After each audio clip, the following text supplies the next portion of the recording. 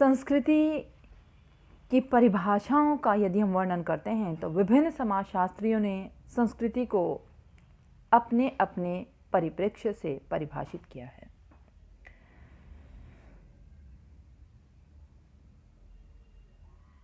जैसे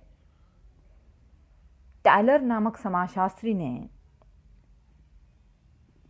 संस्कृति को एक जटिल संपूर्णता से या संस्कृति को एक जटिल संपूर्णता के आधार पर परिभाषित किया है, जिसमें ज्ञान, विश्वास, कलाएं, रीति रिवाज एवं समाज के सदस्य होकर मनुष्य द्वारा अर्जित अन्य योग्यताएं एवं आदतें सम्मिलित होती हैं। अर्थात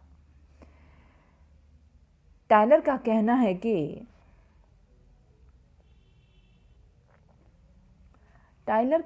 है कि संस्कृति एक ऐसी जटिल संपूर्णता है जिसके अंदर समाज द्वारा मान्यता प्राप्त वे सभी आदर्श निहित हैं,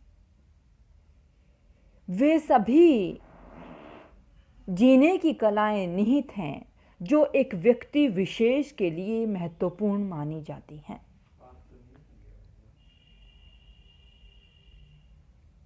दूसरी ओर यदि हम श्याम चरण दुबे के अनुसार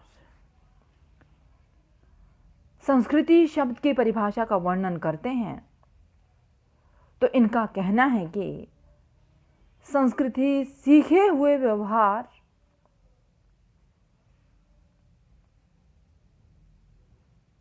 प्रकारों की उस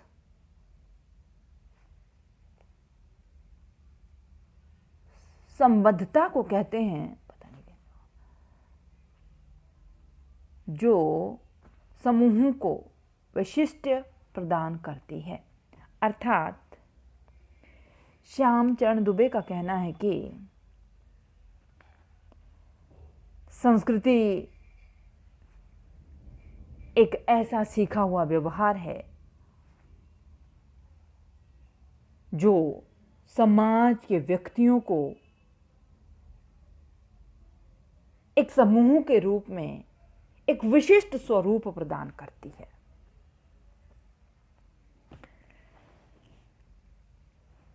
इसके बाद हर्स्कोविट्ज नामक समाजशास्त्री का कहना है कि संस्कृति पर्यावरण का मानव निर्मित रूप है।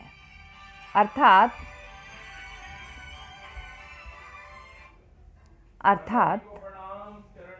ऐसा क्यों कहा जाता है कि संस्कृति पर्यावरण का मानव निर्मित भाग है? क्योंकि हम जानते हैं कि संस्कृति के जन्मदाता भी मनुष्य है, निर्माण करने वाले भी मनुष्य हैं और उनका हस्तांतरण करने वाले भी हम ही हैं।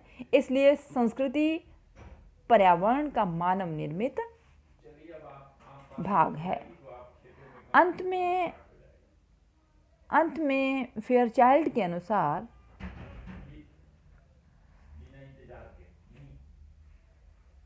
प्रतीकों द्वारा सामाजिक रूप में प्राप्त संचारित सभी व्यवहार प्रतिमानों का सामूहिक नाम संस्कृति है।